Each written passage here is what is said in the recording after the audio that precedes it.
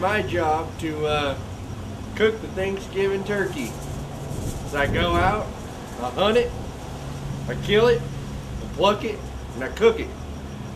This year I decided to go with the deep fry. Okay? Now, I got this here deep fryer and I couldn't find the instructions on how to get it going, but I guess you just get the lard up to about 475 degrees and drop this bad boy in. So that's what we're gonna do here.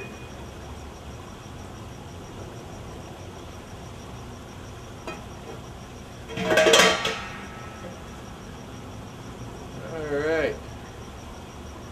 We're just gonna take it and just